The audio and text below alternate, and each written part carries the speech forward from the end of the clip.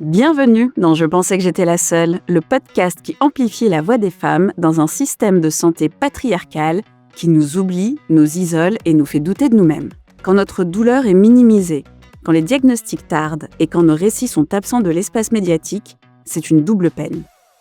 Je suis Maha Ghanem et j'ai créé cet espace pour briser le silence, déconstruire les tabous et faire communauté. Ici, les femmes prennent la parole, qu'elles soient patientes, aidantes, soignantes, pour dire haut et fort ce que beaucoup d'entre nous vivent en silence. Parce qu'aucune femme ne devrait penser qu'elle est seule, parce qu'ensemble on est plus forte. Bonjour Aline et bienvenue dans Je pensais que j'étais la seule. Merci beaucoup, je suis très contente d'être là aujourd'hui. Écoute, je suis ravie de te recevoir puisque le podcast, le fil rouge du podcast, c'est la santé des femmes, la santé sociale des femmes, la sororité et le soutien entre femmes. Et le jour où je suis tombée sur ton fameux post qui a fait autant de buzz, on va dire, sur pourquoi tu avais décidé d'avoir moins d'hommes dans ton entourage, je me suis dit, waouh, il faut absolument que je l'invite à venir parler de ça. Donc vraiment, je suis ravie. Avant qu'on commence, j'ai envie de te demander comment est-ce que ça va aujourd'hui? Comment est-ce que tu te sens? Écoute, merci pour la question. Ça va, je me sens bien. Je crois que je commence un petit début de crève, donc d'avance, je m'excuse s'il y a quoi que ce soit dans ma voix qui se perçoit, mais sinon, ça va. Fatiguée, mais bon moral. Et ce matin, j'ai eu plein de kicks dans tous les sens de mon bébé, dans mon ventre. Donc, je suis très reconnaissante de ça. Voilà. Oh, félicitations, Merci. félicitations. Moi, souvent, je demande comment les déposantes se sentent. Et j'ai remarqué dans la saison 1, une fois sur deux, moi, c'est mon premier jour de règles. Et donc, aujourd'hui, je suis ravie d'annoncer que ce n'est pas mon premier jour de règles. Donc, ça change aussi un petit peu. Comme je disais, Aline, donc, j'ai le texte là sous les yeux. Et si c'est OK avec toi, j'aimerais en lire quelques passages. Ce qui fait que, voilà, un jour, tu es apparu dans mon feed et je me suis dit, waouh, j'ai vraiment envie de t'inviter. Et ça se lit comme ça. Messieurs, ce texte est pour vous, pas pour vous accuser, mais pour vous inviter à regarder en face ce que beaucoup refusent encore de voir. Je ne rejette pas tous les hommes, mais je choisis de ne plus accorder mon énergie à ceux qui refusent de se questionner, entre parenthèses, la majorité. J'encourage les femmes à se protéger d'un système violent. Voilà. Donc ça, c'était le post, le follow-up post, le post d'après le premier que tu avais posté. Et donc c'est celui-là que j'avais vu. Ensuite, j'étais allée voir le post initial et j'avais trouvé ça, ma foi, comme je dis, fort, extraordinaire. Et c'est vrai que on a tendance, à grandir quand on est une femme, à être socialisée, et notamment dans les cultures occidentales, on va dire, à ce que le centre de notre vie, finalement, ce soit l'homme, notamment quand on est une femme hétérosexuelle. Et malgré tous les accomplissements qu'on peut avoir dans sa vie professionnelle, dans ses amitiés, à la fin de la journée, ça reste est-ce que tu as un petit ami? Est-ce que tu vas te marier? Est-ce que tu vas avoir un enfant? Et donc voilà, j'aimerais beaucoup qu'on parle de ce poste, d'où c'est venu, comment ça t'est venu, et puis de ce que ça t'a fait de poster ça, en fait. Mais avec grand plaisir. Je ne sais pas si tu veux que je plante peut-être un petit peu le contexte, je vais peut-être commencer par répondre à la question de là où j'en suis finalement arrivée à écrire ce post. Je crois que c'est quelque chose qui s'est construit sur les années, qui s'est construit aussi à travers mon évolution personnelle, que ce soit en tant que femme, mais aussi en tant que femme entrepreneur qui évolue dans un milieu choisi expressément, mais exclusivement féminin. Et du coup, de toutes les observations, autant de ce que j'ai pu lire, des témoignages en fait que je recevais, là ça fait presque 6 ans que je fais ça, et quasi quotidiennement de femmes en fait qui parlaient de leurs expériences en tant que femmes et en tant que femmes en relation avec des hommes, mais aussi en tant que femme moi-même qui était confrontée à pas mal d'entre eux dans beaucoup de contextes différents, et qui moi-même on va dire, qui ai vu ma pensée évoluer au fil des années, par rapport à tout ça. Je pense qu'il y a eu aussi, très clairement un travail sur moi-même que j'ai commencé à faire il y a quelques années sur mon syndrome de people pleaser. Ce qui fait qu'avant j'avais encore très fort tendance à, en fait, m'auto-gaslighter et à trouver des excuses, en fait, aux gens, ou à minimiser certains comportements en me disant: «Mais ah ouais, mais bon, on en fait trop, c'est pas si grave au fond». Hem, on fait tous, parfois des petites remarques un petit peu débiles et tout, mais je me suis rendu compte que c'était pas juste, que c'était pas juste des petites remarques qui s'accumulaient ou quoi, c'est que c'est très clairement systémique et c'est le résultat d'un système qui n'est jamais, jamais remis en question. Et d'ailleurs, la preuve, c'est quand on ose le remettre en question, il y a directement une réaction très, très forte, on va dire, de l'opposition. Et c'est très, très mal, c'est très mal accepté. Et donc, c'est tout ça, en fait, qui m'a mené à me donner à avoir un ras-le-bol. Aussi parce que j'évolue dans différents cercles sociaux, avec plein de gens dans plein de contextes que j'adore et que j'estime énormément. Mais dans tous ces contextes, il y a à chaque fois des profils assez différents. Et je me suis rendu compte qu'il y avait tellement de formes de misogyne. C'est un truc de fou. Et même pas de ceux qui le faisaient exprès, mais à un moment donné, j'en ai eu marre d'entendre toujours les mêmes choses et puis aussi qu'on vienne toujours un peu me trouver en me disant ah toi qui n'évolue entre guillemets professionnellement qu'avec des femmes, etc. euh, tu vas nous expliquer maintenant à quoi sert le féminisme. Et j'étais toujours un peu ce porte-drapeau là et je me suis dit en fait non, j'en ai marre. Et donc c'est un ras-le-bol général et je me suis dit en fait je sais aussi que ce que je pense je suis pas la seule à le penser. Donc peut-être que ça fera du bien aussi à d'autres de lire ça et j'encourage plus de sororité dans le monde. Voilà. Oh, magnifique, oui, parce que tu penses, tu n'es pas la seule à le penser. La preuve, voilà, le podcast est là, tu es là. Beaucoup des femmes de la première saison aussi parlent des mêmes choses. Et en fait, on est beaucoup de femmes, je pense, dans l'intimité, à parler de ça, à parler voilà, des problèmes systémiques qu'on n'ose pas nommer parce qu'on est aussi socialisé à ça. En tant que femme, on est socialisé peut-être à voir les choses, à ressentir les choses et finalement à de les accepter parce que femme. Et donc, c'est à nous de gérer nos émotions, de faire de la co-régulation émotionnelle pour les autres et même de la régulation de groupes émotionnels parce que, effectivement, les hommes, les pauvres, voilà, il y a un certain statu quo qu'il faut maintenir et ils ne doivent pas se sentir menacés dans leur masculinité. Et c'est une fois de plus, c'est à nous, en tant que femmes, de nous assurer que ça n'arrive pas. Et donc, vraiment, j'avais trouvé ce poste très fort et notamment parce que, voilà, moi, je suis aussi spécialiste de psychologie sociale de la santé et donc tout l'aspect de l'individu face à la société et au cœur de la société, je trouve que c'est, en tout cas moi, c'est ma porte d'approche préférée de la santé et ton poste, il est exactement là-dedans, quoi. Donc vraiment, je suis très heureuse que tu sois là aujourd'hui. Tu disais, c'est une évolution et je pense qu'en effet, le féminisme enfin, en tout cas, je vais parler pour moi. Moi, je sais que mon féminisme aussi, il s'est construit avec le temps. Mon premier féminisme, c'était plus celui qui appartenait à ma mère et à mes tantes qui m'ont élevée. Et ensuite, petit à petit, j'ai aussi comment dirais-je, oui, identifier ce qu'il était pour moi, ce que c'est que la sororité. Est-ce que tu peux me dire, voilà, est-ce que tu peux nous dire ce que tu disais par rapport à ton cheminement, par rapport à ton poste, par rapport à le poster? Parce que prendre la parole en ligne quand on est une femme pour dire ce genre de choses, il y a un clapback, quoi. Et donc, qu'est-ce que tu t'es dit, en fait, au moment où tu postes ça? Ben, en toute franchise et en toute honnêteté, je suis quelqu'un d'hyper impulsif et je suis vraiment pas quelqu'un qui réfléchit à, alors j'exagère un peu en disant aux conséquences de mes actions, mais je veux dire, je suis pas le genre de personne à pondérer le truc pendant des jours en me disant est-ce que j'ose pas ou je me demande quel genre de répercussions ça pourrait avoir, peut-être que je vais me prendre un gros backlash, ça pourrait induire ceci ou cela. Je pense que c'est peut-être ce qui dans ma personnalité du coup me permet de partager ce genre de choses-là sans non plus moi par après me prendre la tête et en me tapant des grosses crises de stress en me demandant si j'ai bien fait ou pas. En fait, généralement, quand je sens un truc émotionnellement et que c'est fort et que je sens que c'est assez fort que pour me submerger, en fait, je le laisse sortir. Et je crois que je suis très habituée aux critiques depuis mon plus jeune âge et c'est un truc qui depuis très très très longtemps ne me fait vraiment pas peur. Donc ça fait pas vraiment partie de mon processus de réflexion. Je dirais même qu'il y a une part de moi qui aime bien ça. En fait, qui aime bien venir les titiller. Parce que je me dis qu'en fait, on va jamais vraiment aller provoquer une réaction. Or, c'est la réaction qui va provoquer parfois, potentiellement, c'est ce qu'on espère, une remise en question et puis un changement.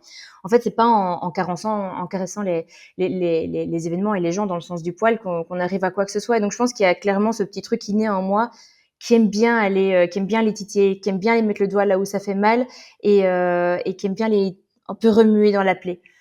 Donc ça c'est mon côté peut-être un petit peu provocateur. En fait finalement je prends peut-être un peu de plaisir à ça, mais avant tout c'est une volonté en fait de peut-être porter la voix de celles qui justement n'osent pas le communiquer ou se posent trop la question de se dire en fait que va dire mon entourage privé, professionnel, etc. moi, je me suis dit: «Bah, tu as cette capacité à t'en foutre un peu, donc en fait, vas-y, dis-le, quoi». On va en profiter. Tu as Voilà. absolument raison. Alors, cette fois-ci, j'aimerais lire quelques lignes du post originel, si c'est OK avec toi, Mmh. qui dit « Je n'ai plus envie de passer du temps avec des hommes, à quelques exceptions très précises. Ce n'est pas un caprice, ce n'est pas une blessure mal digérée, c'est une lucidité douloureusement acquise. Je suis une femme, je lis tous les jours les récits d'autres femmes, je vois les schémas, les abus, les trahisons, les silences, les humiliations, les abandons. Je suis témoin et je suis fatiguée. Fatiguée d'expliquer, de nuancer, de ménager. Fatiguée de voir à quel point ils se protègent entre eux plus qu'ils ne nous défendent. » J'ai envie Ouais. de... Ouais. Ouais, C'est ouais, j'en ai toujours marre. vrai, c'est toujours vrai. Bah, oui, oui, oui, excuse-moi, je t'ai interrompu, du coup, je sais pas quelle était ta question, mais Non, ouais. non, non, ouais. J'adore, j'adore. Effectivement, parce que, enfin, moi, c'est moi qui parle plus que toi. Mais en effet, il y a quand même aussi ce mythe, et moi, je suis d'accord qu'il est plus que temps de le déconstruire, de l'homme protecteur. Quand on Mmh. sait que dans un pays comme la France, il y a une femme qui décède sous les coups de son compagnon tous les 3 jours, et des fois, c'est même 4 femmes dans la même journée. Quand on sait que 100% des femmes vont connaître des violences d'ordre sexuel, sexiste ou de harcèlement, tu te dis non, les hommes ne sont pas les protecteurs des femmes. Et donc, je trouve que vraiment cette formulation, droite au but, extrêmement lucide pour le coup, comme tu le dis dans ton post, elle mérite vraiment d'être célébrée, quoi, et d'être amplifiée et d'être saluée. Là, du coup, je suis comme la fille qui t'invite pour te dire, purée, c'est trop bien ce post. Moi, ça me va. Mais je dis ça aussi parce que je sais que tu as construit une magnifique communauté. Et là, pour revenir plus sur un aspect de santé sociale, une magnifique communauté de femmes que je trouve extrêmement intéressante et inspirante. Je suis les échanges qui se font sur Facebook et tous les posts commencent par « Ah là là les filles, ah là là les copines » et je trouve Mmh. ça vraiment magnifique, d'autant plus que l'on sait que eh bien, notre cerveau, notre matière grise, elle est faite pour ça, en fait. La matière grise et le cerveau récompensent les connexions et punit l'isolement. Et je trouve que d'avoir créé cette communauté en ligne, c'est quelque chose de fort et de puissant. Je crois que vous êtes plus de 25 000, enfin, parce que Mmh. j'en fais partie aussi maintenant, Mmh. plus de 25 000.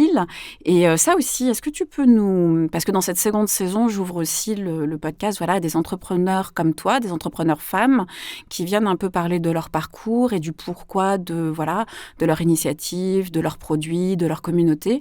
Et est-ce que tu peux nous en dire un petit peu plus sur le wellness et comment ça t'est venu, un petit peu ton parcours, d'où tu es arrivé, enfin d'où tu es partie une fois de plus, et comment tu en es arrivé là.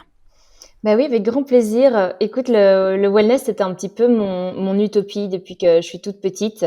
J'ai toujours été un peu, voire même très idéaliste dans ma manière d'imaginer un peu un monde parfait où tout le monde, il est gentil, en fait. Et j'ai toujours eu, cette douleur, en fait, ressentie, face à l'injustice, que je pouvais soit observer, soit de laquelle je pouvais être, moi-même, on va dire, victime. Et ça m'a toujours énormément blessée de voir les gens, de voir la méchanceté parfois des gens ou de voir des abus. Ou je me disais: «Pourquoi est-ce qu'on veut pas tous être copains?» C'est vraiment cette, copain, copine, mais je veux dire, c'était cette réflexion très enfantine de base de: «Mais attends, mais le monde est déjà tellement compliqué, mais il est aussi tellement beau, est-ce qu'on pourrait pas tous en profiter ensemble et nous calmer 2 minutes, en fait? Enfin, c'est quoi ce bordel?» Et donc voilà, moi, c'est passé quand j'étais petite par du harcèlement à l'école parce que j'étais un gosse un peu, j'étais un gosse qui dérangeait, on va dire, voilà. Ouais. Et du coup, j'avais très peur des filles et j'ai grandi, moi, en me disant vraiment, bah, je me sens pas, comme une fifi et du coup, je me sens un peu mieux qu'elle, du coup. Il y avait ce truc un petit peu de protection personnelle où je me disais que si je m'associais pas à ce qui me faisait du mal, ça veut dire que je le transcendais et c'était pas c'est une approche de survie et c'est une approche d'enfance et d'adolescence, donc c'est comme ça. Mais je veux dire, j'ai énormément ensuite, appris entre-temps et j'ai grandi et j'ai rencontré d'autres femmes que celles qui étaient juste les filles qui faisaient partie de mon école. Et j'ai rencontré des femmes extrêmement inspirantes, des femmes qui m'ont guérie de tellement de manières en étant elles-mêmes. J'ai énormément voyagé, donc j'ai rencontré aussi des femmes de plein de cultures différentes, avec plein d'approches différentes et avec plein de modes de pensée différents. Mais du coup, ce que je retrouvais à chaque fois, c'était ce sentiment de me dire que j'appartenais au même groupe qu'elles, quoi qu'il arrive, parce que je me sentais de plus en plus incluse, de plus en plus comprise, et je me comprenais moi de mieux en mieux, et ça m'a permis moi aussi d'apprendre à mieux m'aimer à travers ce que j'observais chez les femmes que j'admirais. Et donc tout ça s'est construit un petit peu au fil du temps. Et puis en 2020, c'était la veille du premier confinement. Je suis revenue encore une fois d'un voyage où je me suis dit en fait, j'étais entre deux jobs et je me suis dit en fait j'ai pas envie de rechercher un taf. En fait je m'en fous. J'ai envie d'apporter un peu ma pierre à l'édifice et de voir si en fait ça peut vraiment exister, en tout cas une partie de monde où entre nous on est vraiment juste copines, on est juste vraiment bienveillantes entre nous. Et j'avais envie d'amener en fait un maximum de diversité pour que justement on sorte un petit peu de nos groupes de copines qui sont souvent depuis très longtemps plutôt restreints et souvent constitués de personnes qui nous ressemblent quand même dans beaucoup de points, ce qui est extrêmement précieux et ce qui est extrêmement, je veux dire, réconfortant dans énormément d'aspects et ce qui permet plein de dynamiques super belles. Mais j'avais envie de répliquer ces dynamiques-là et de les appliquer à l'abondance justement de plein de profils avec plein d'histoires, plein de voix qui soient complémentaires. Et je voulais que ce soit placé sous le signe de la bienveillance parce que plus on rassemble, on va dire, dans la diversité, plus potentiellement il peut y avoir des différences et donc potentiellement des frictions. Et donc je me suis dit, je suis sûre qu'on peut être toutes ensemble et parler de plein de sujets qui nous concernent et ne pas toujours être d'accord, mais toujours le faire avec la volonté de s'entraider ou d'apporter quelque chose de positif dans la conversation ou pour là où les personnes qui constituent la conversation. Cette réflexion-là, je me la suis faite en fumant une clope sur mon balcon. J'adore. Et puis je suis rentrée dans mon salon et en fait j'ai ouvert Facebook et j'ai créé un groupe Facebook parce que sur le moment ça me de nouveau dans mon impulsivité entre guillemets, j'ai pas fait un plan, je me suis pas imaginé genre comment est-ce que j'allais créer une communauté, qu'elle allait faire ceci, qu'elle allait atteindre cela. En fait, j'ai juste ce que je viens d'expliquer, je l'ai un peu plus ressenti que pensé sur le moment. Et en fait, je me suis juste dit vas-y, fais-le alors. Et donc j'ai lancé un groupe Facebook dans lequel dans un premier temps, je pouvais ajouter personne, je sais pas pourquoi. Donc la première heure du wellness, c'était juste moi. Je me suis dit bon, c'est pas grave, j'ai pas me laisser abattre, il y a un bug, c'est ok. Et donc j'ai appelé 2-3 copines et je leur ai dit voilà, je leur ai expliqué un peu mon idée, je leur ai dit vous pouvez vous-même vous ajouter dans le groupe et rajouter des copines, venez, on crée un groupe de copines en ligne, un groupe de soutien. Et donc le lendemain de ça, le confinement a été annoncé. Et en fait, ça a énormément joué en notre faveur parce que dans une situation inédite où tout le monde était hyper isolé, où justement la connexion humaine était plus ou moins interdite et en plus de ça, on était tous derrière nos PC, en fait, le mot s'est très vite passé de bouche à oreille comme quoi, en fait, il y avait un espace en ligne qui venait d'être créé et qui proposait d'être plus en lien que jamais. Et en fait, ça a plu parce que et en fait, finalement, j'ai laissé le wellness devenir aussi ce qu'il est devenu par la force de ses membres. Mais du coup, dans un premier temps, c'est devenu en espèce d'espace de soutien pour femmes pendant le confinement. Donc, comment est-ce qu'on va, je sais pas, genre prendre soin de notre santé mentale, qu'est-ce qu'on va lire, est-ce qu'on ferait pas nos cosmétiques naturels nous-mêmes, est-ce qu'on ferait pas du sport en visio ensemble, toutes des choses comme ça. Et en fait, au fur et à mesure des années, ça a pris beaucoup d'ampleur. Là, on est 27 000. C'est principalement des femmes belges, Bruxelles alentour et francophonie. Et c'est devenu un mouvement beaucoup plus que ce que j'avais cru à l'époque lancer. Je pensais lancer un truc un peu mignon et en fait aujourd'hui c'est vraiment devenu un vrai mouvement dont je suis très fière. Et on les salue. Je trouve ça magnifique, comme je disais au début de l'épisode. Voilà, pour moi, c'est vraiment de la santé sociale à l'état pur. Et le cerveau récompense la connexion et punit l'isolement. Le podcast aujourd'hui, il est aussi né pendant le confinement quelque part, puisqu'au départ, je faisais des live health talk sur Instagram. Voilà, moi j'étais au fin fond du monde, au Sri Lanka, entre la jungle et l'océan. Je parlais pas la langue locale. De toute façon, là-bas, il n'y avait pas d'autorisation de sortie. Hein. Tu étais chez toi et les militaires étaient dans la rue. Et donc, tout ce que j'avais, c'était mon téléphone, parce que quelques jours avant l'annonce du confinement international, J'étais avec des amis sur l'île qui, eux, rentraient en Europe et je leur avais dit non, mais prenez mon tapis de yoga, prenez mes livres, j'en ai pas besoin, je vais faire du backpack, je vais être sur la route, je vais rencontrer des gens, j'en ai pas besoin. Bien, aujourd'hui, je connais le Lonely Planet Sri Lanka par cœur. C'est le seul bouquin que j'ai gardé. Je le connais de la couverture à la dernière page. Je connais son, comment on appelle ça, son code barre et son ISBN même.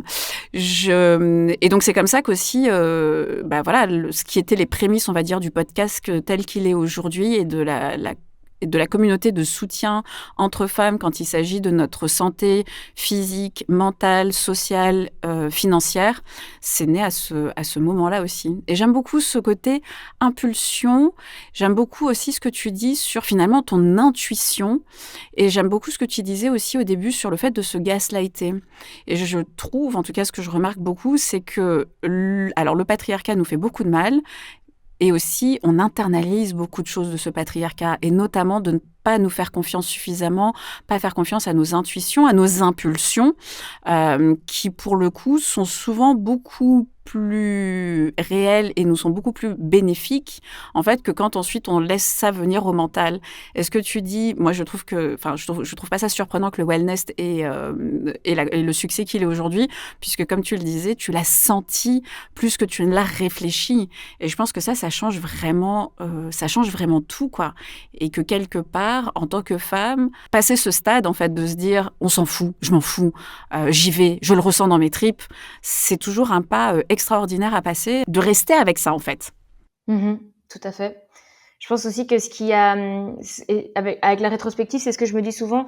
Je pense que il y a énormément de communautés de femmes ou même de communautés en règle générale qui sont fondées justement parce qu'il y a une sorte de stratégie derrière. Et donc en fait, le désir de communauté est réel, mais il y a un autre désir qui coexiste en même temps, qui a souvent soit une finalité commerciale ou une finalité en tout cas qui est autre que simplement le lien humain.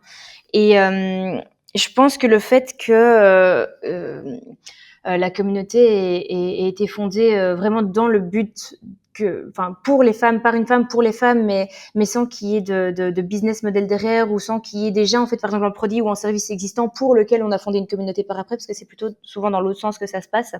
Je pense que les femmes se sont senties très vite en confiance et elles se sont rendues compte que c'était vraiment un espace pour elles. Et je pense que c'est hyper important en tant que femme de vivre dans un monde où la sororité n'est pas exploitée.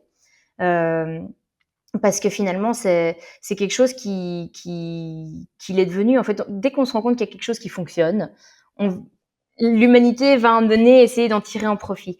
Et c'est ce que j'avais quand même observé. Je trouve que la notion de sororité est très, très fort exploitée économiquement. Et donc, en fait, les femmes sont souvent exploitées dans leur sororité à d'autres fins. Donc, je pense que ça a clairement créé un climat de confiance. Après, je dis pas que maintenant j'arrive pas à vivre de mon projet, hein, mais je veux dire c'était pas du tout en but à la base, et c'est toujours pas le but aujourd'hui. J'ai simplement trouvé une manière de faire ce que je fais à temps plein et de quand même moi-même avoir une rémunération. Mais je veux dire, la communauté est toujours juste là pour ce qu'elle est et c'est tout.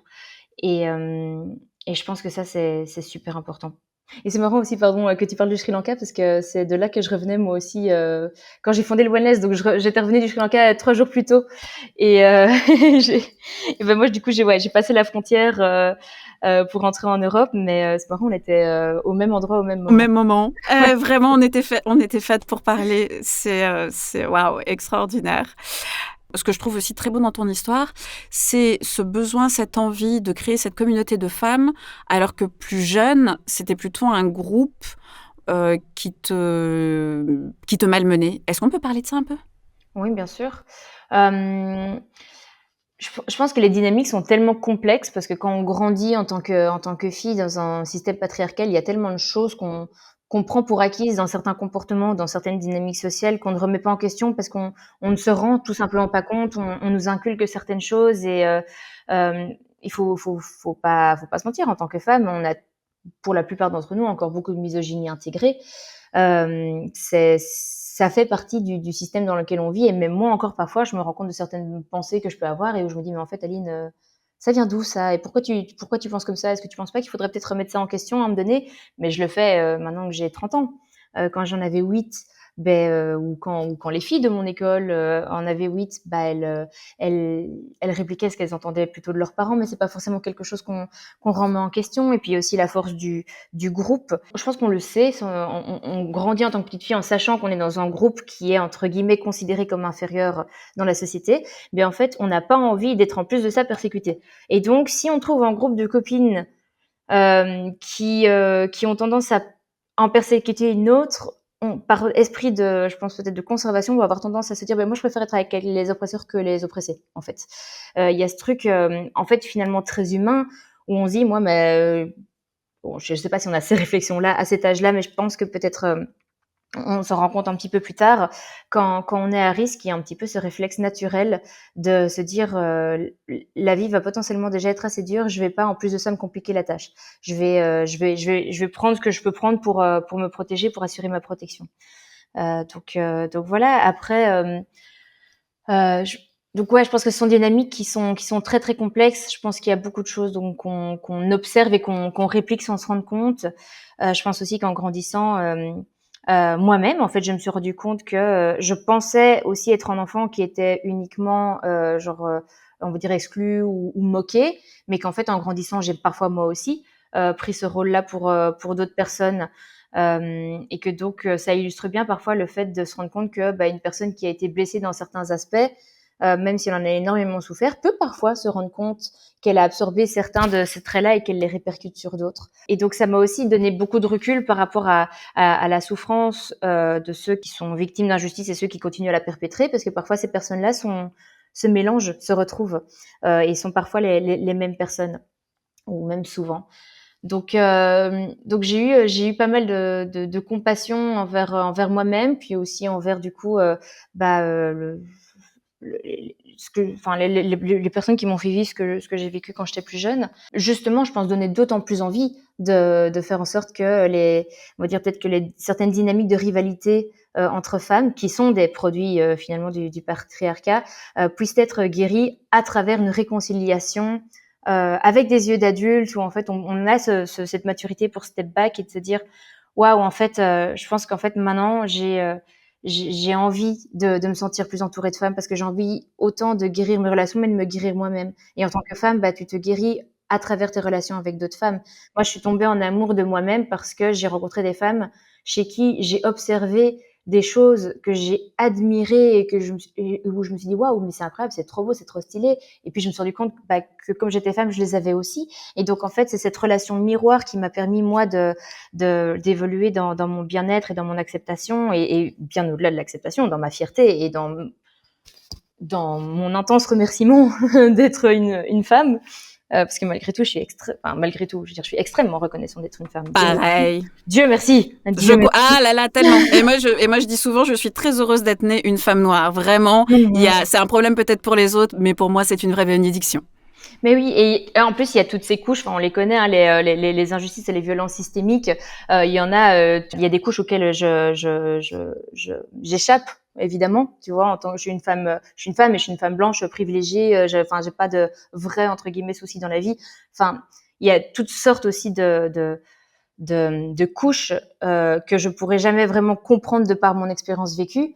Et je pense que c'est là aussi où du coup les hommes sont un petit peu ont vraiment du mal avec, malheureusement, c'est que comme c'est pas une expérience vécue, ils ne le vivent pas, donc ils ne peuvent pas le défendre, là où une femme va avoir en règle générale plus tendance à comprendre que ce n'est pas parce qu'elle ne le vit pas qu'elle ne peut pas faire en sorte d'allévier ou de faire ce qu'elle peut pour allévier la souffrance d'une autre. Je pense que le féminisme en règle générale remet les hommes en question, mais les femmes aussi, parce que évidemment on fait partie d'un système qui nous a impactés et qui nous a modulés de tellement de manières que c'est aussi important pour nous de nous rendre compte qu'il y a aussi un décrassage énorme à faire de notre côté, quoi. Je suis absolument d'accord. J'aime beaucoup tout ce que tu dis, et je me retrouve aussi dans beaucoup de ce que tu dis de la création de la communauté. Donc, moi ici autour du podcast et de la communauté en ligne aussi. Alors vraiment plus pour parler en effet de comment est-ce que le patriarcat, au-delà des féminicides, nous tue avec la médecine endocentrée et des points de vue aussi très patriarcaux des professionnels de santé. Et je sais que, par exemple, pour moi, ça a été une grosse surprise quand je suis tombée malade et quand je suis tombée dans le trou du système de soins français et où je me suis rendu compte que oui, il y avait des enjeux de domination, oui, il y avait des enjeux de pouvoir de la part de médecins envers toi, patiente. En plus, si tu es une patiente noire, alors que moi, j'étais littéralement au bout de ma vie. Et c'est cette chose-là aussi qui m'a fait aujourd'hui, voilà, créer ce podcast, cette communauté.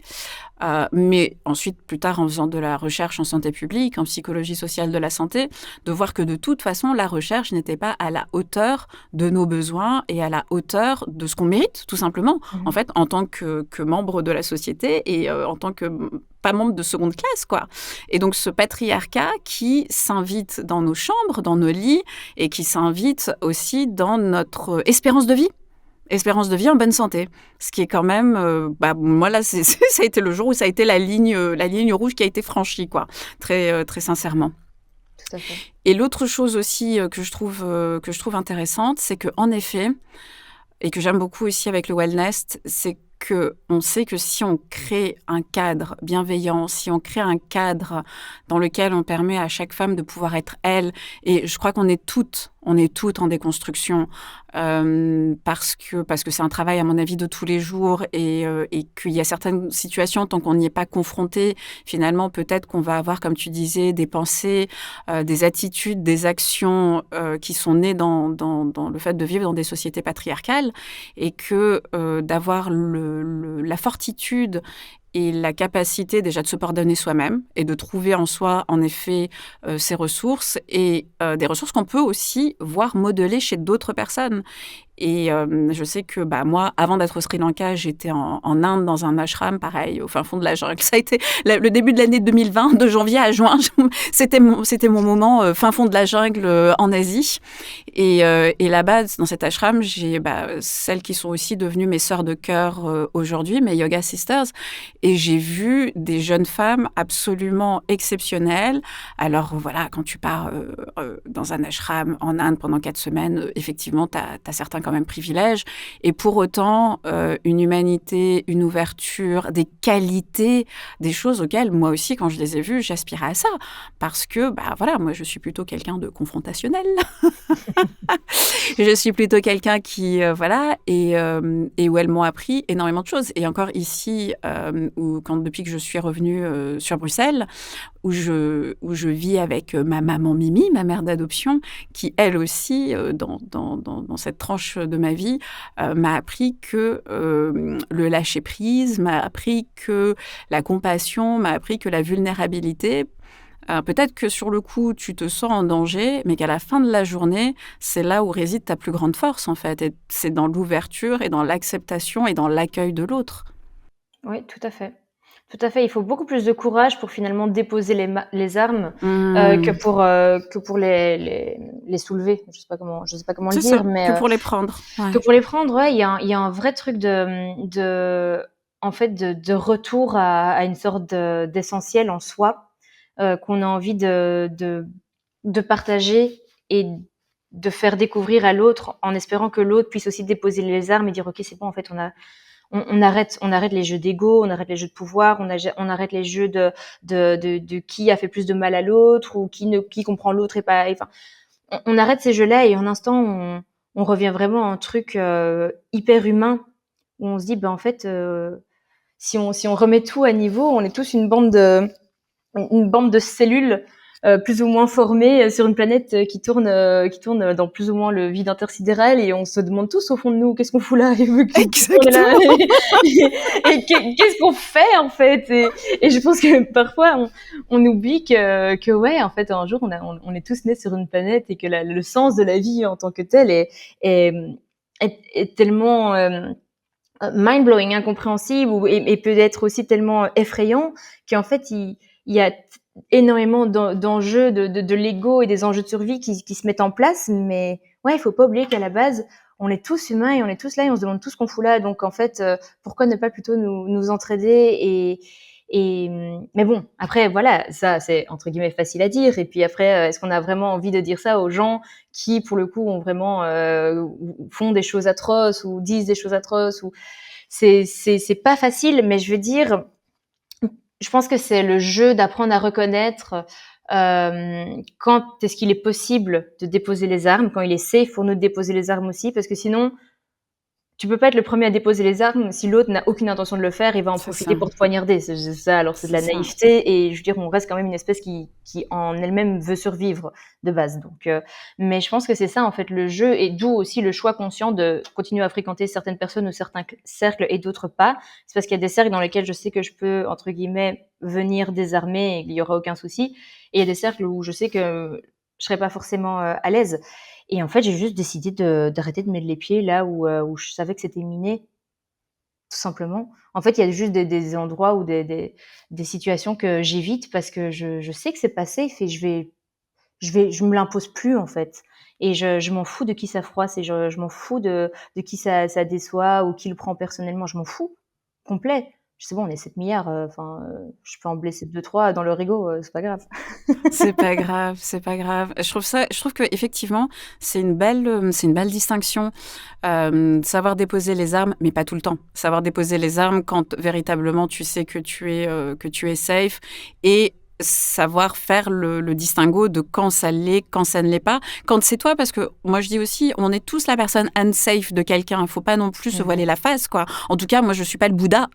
Mmh. Tout à Donc fait. je sais que voilà, et que ce soit volontaire ou involontaire, il y a aussi ça, c'est qu'il y a aussi des personnes qui ne nous sentent pas, mais pas parce qu'on leur a fait quelque chose en particulier, mais parce que on éveille chez eux, et c'est le mécanisme aussi de trigger des traumas, quoi. On peut être une personne déclenchante pour une autre personne et qui va pas se sentir safe.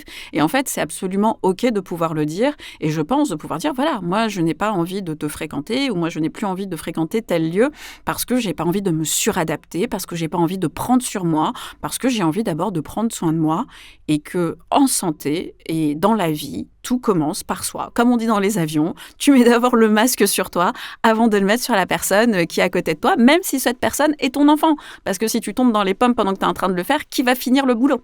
Oui, Voilà. tout à fait. Tout à fait. Moi, j'aime bien l'analogie aussi en fait, si tu te trouves dans une maison en feu, tu restes pas en plein milieu à te demander d'où vient le feu, pourquoi il y a le feu, est-ce que quelqu'un a mis le feu ou est-ce que c'est le gaz ou tu commences pas à essayer d'élucider d'où vient le feu, tu sors de la maison C'est ça. avant que tes cheveux prennent feu, avant que tu prennes feu. Enfin, tu sors en fait, et puis après, tu peux pondérer et te demander et enquêter d'où est venu le feu à la base. Mais je veux dire, tu restes pas en plein milieu d'une maison en feu en te demandant pourquoi il y a le feu. Pourquoi? Et à qui est la faute du feu et tout, bref. Donc, il y a ce truc je pense, il y a aussi des phases dans la vie où parfois on a besoin d'être en retrait parce qu'on est arrivé peut-être en stade de la vie où on a trop donné. Et ça, ben, c'est le cas de la majeure partie des femmes, je pense, dans le monde, puisque c'est systémique de nouveau. On est une tranche de la population qui donne énormément, qui se sacrifie énormément, qui va toujours, qui est connu pour sa facilité et son aisance dans le care, C'est etc. ça, c'est naturel chez nous. C'est C'est la voilà, nature. c'est comme ça. Après, tu vois, je pense qu'effectivement, on le fait mieux. Mais je pense qu'il y a aussi, enfin, tu deviens bon à ce à quoi tu t'entraînes. Donc, si tu fais ça, Exactement. si tu fais ça depuis des millénaires, bah, j'espère que oui, effectivement, on a appris les bases du care. Mais ce que je veux dire, c'est que qu'est-ce que je voulais dire d'ailleurs? Oui, donc on est mis non, j'ai oublié ce que je voulais dire. Non. C'est OK. Ah non, non, non, j'ai trouvé. Oui, Vas-y. oui. Et que donc en fait, parfois on donne trop, etc.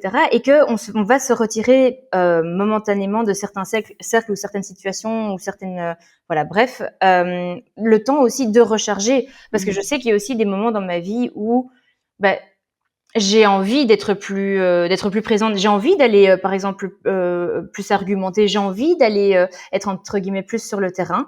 Là, par exemple, j'ai exprimé un ras-le-bol parce que j'ai la sensation que pendant très longtemps, j'étais sur le terrain. Ça peut s'exprimer de plein de manières, hein, mais j'ai la sensation d'avoir énormément donné et j'étais arrivée à un point où j'avais plus rien à donner et tout ce que je donnais, c'était quelque chose qu'on me prenait automatiquement. Ouais. Et, et j'ai ressenti le besoin de dire wow, wow, stop. Donc pour l'instant, je suis dans ce truc où ça me convient très bien de pas mettre les pieds là où ça va me prendre quelque chose que je n'ai plus envie de donner. Mais si ça se trouve, j'aurais envie dans une autre partie de ma vie de recommencer à peut-être passer plus de temps à, à discuter. J'aurai plus de patience, j'aurai plus de peut-être, mais à ce moment-là, je le ferai parce que j'aurai l'énergie et j'aurai un surplus d'énergie à donner que je donnerai volontairement. C'est pas de l'énergie que j'essaie déjà tant bien que mal de garder parce que j'en ai tant donné et qu'il m'en reste quasi plus et qu'on vient encore me prendre d'autant plus. Donc, je veux en fait être dans cet espace de vie où si je donne quelque chose, c'est parce que je l'ai en surplus et que je choisis de le donner en conscience et du coup sans rancœur. Parce que ce qu'on vient te prendre finalement, tu vas peut-être t'auto-convaincre que ah mais oui mais c'est pour le bien c'est pour le bien global ou c'est beau le sacrifice ou mais en fait tu t'épanouis pas dans le fait, enfin en tout cas je ne pense pas personnellement dans le fait d'être martyr parce que il y a d'office à un moment donné à moins qu'effectivement ce soit Bouddha, mais il y a d'office un moment où ça va t'épuiser et tu vas ressentir de la rancœur et je préfère assumer le fait de dire bah non maintenant en fait j'ai rien à donner, qu'on me foute la paix, je veux rien savoir, je veux rien entendre. Justement pour en fait vivre une vie où je dois plus me retrouver dans des situations où j'ai donné au point où j'ai besoin de battre en retraite parce que j'en peux plus et que je suis au bout. Donc c'est de nouveau cette danse là de choisir en fait, de vivre une vie où je peux choisir si j'ai envie d'être on va dire dans les tranchées et s'il y a des moments de ma vie où j'ai envie d'être sur la plage et qu'on me foute la paix. Non, Voilà, c'est ça, c'est ça. En le fait, choix. c'est de pouvoir exactement, c'est exactement ça. C'est de pouvoir faire ses propres choix en pleine conscience pour soi-même et pour personne d'autre que soi-même selon ses propres besoins. Je suis Mmh. absolument d'accord. Aline, malheureusement, on arrive vers la fin de cet épisode qui était, Oui. ma foi, fort intéressant et j'espère qu'on aura l'occasion d'avoir, encore plein de conversations ensemble et avec les membres du Wellnest sur, voilà, la santé sociale, la sororité, le bien que ça fait d'avoir, des relations authentiques avec d'autres femmes et notamment l'impact réel et mesuré que ça a sur la santé des femmes. Voilà, les dernières petites questions que je pose à la fin du podcast. La première, c'est si tu pouvais compléter la phrase « Je pensais que j'étais la seule », comment est-ce que tu la compléterais? Je pensais que j'étais la seule, ou en tout cas une des rares, mais en fait, il y a dans chacune d'entre nous une femme, qui a envie, de de plus d'amitié et de bienveillance dans ses cercles féminins autour d'elle. Mmh. Je suis d'accord. Je suis d'accord. Et ça, vraiment, je pense que l'une des premières choses qu'on a besoin de déconstruire en tant que femme, parce que les femmes aussi, on a besoin de se déconstruire, c'est ce côté. Et moi, je pense que c'est le mix capitalisme et patriarcat du mythe de il ne peut y en avoir qu'une. Mmh. Et le mythe de mais toi t'es pas comme les autres femmes. Alors ça, alors autant te dire que entre t'es pas comme les autres femmes et t'es pas comme les autres noirs, ouf, mais c'est vraiment deux, tu vois, tu sais la trend là, la propagande pour laquelle dans Mmh. laquelle je ne crois plus. C'est quand même vraiment s'il y a une chose, je pense que on doit tout remettre en question, c'est ça quoi. C'est ce côté mise en concurrence parce que déjà pourquoi? Deuxièmement, c'est quoi cette histoire de en haut de l'échelle ou de, je sais pas, top of the mountain? Le fait que voilà, il y a la place que pour une seule personne. Une fois de plus, comme tu le disais tout à l'heure, on est 8 milliards sur cette planète. En fait, il y a de la place pour tout le monde et chacun a sa propre place et personne ne peut Mmh. prendre la place de quelqu'un d'autre. Mmh. Et de pouvoir avoir cette conscience et déconstruire cette pensée, je pense qu'en effet, ça doit être le premier step. Exact. Si jamais tu pouvais dire quelque chose, voilà, à la jeune Aline, qui aujourd'hui a créé cette communauté incroyable, la version de toi aujourd'hui, mais la plus jeune qui, elle, se sentait, enfin, était même bullied par ses camarades de classe à l'école, ou une petite fille qui se retrouve dans la même situation que toi, tu as vécu, qu'est-ce que tu lui dirais? Je lui dirais, que tout vient à point qui sait attendre, mais surtout tout vient à point à qui a confiance et hem et que, bah, finalement, la petite Aline, sa entre guillemets, «sa différence» ou sa manière de ressentir plus fort, et ben, c'est ce qui va la mener à à mener une vie qui est autant épanouissante que, heu, qui apporte de l'épanouissement, pour beaucoup de personnes autour d'elle et donc patience. On n'est peut-être pas dans la période la plus fun de la life là tout de suite, mais cette différence fera ta force et elle servira à beaucoup de monde. Et j'aime d'autant plus aussi le wellness que, et ça on a déjà fait un épisode là-dessus en saison 1, que voilà, les espaces en ligne ne sont pas forcément des espaces qui sont safe pour les femmes. Et c'est des espaces où il y a vraiment beaucoup de harcèlement et de bullying. Et je trouve que c'est vraiment très beau de savoir que tu es dans un lieu en ligne, sécurisé, fermé, où tu es en sécurité, quoi, de pouvoir dire ce que tu as besoin de dire. Qu'est-ce que tu fais pour prendre soin de toi? Alors, autant que je peux, j'ai la chance de pouvoir, entre guillemets, me le permettre parce que du coup, c'est via des collabs, mais je me fais masser. Dès que je peux. Après, quand on peut pas se faire masser non plus tout le temps. Et à un moment donné, il y a quand même une limite de budget. J'ai acheté ce truc qui est un masseur, en fait. je me suis dit, meuf, si t'aimes bien te faire masser, Investis dans un masseur. investis dans un masseur, en fait. Et donc, en fait, c'est con, mais à tout moment de la journée, j'ai un coussin dans le dos qui me masse. Alors souvent, j'ai évité parce que sinon on aurait entendu le roulement du moteur. Ok. Mais dans mes coachs, je suis un peu comme ça, tu sais, parce que je suis en train de me faire masser les lombaires et Oui, et puis j'imagine avec la grossesse, c'est quand même extrêmement jouissif aussi, quoi, à de fond, pouvoir relâcher la pression. à fond. Donc le massage, vraiment le toucher, le massage, ouais, à fond.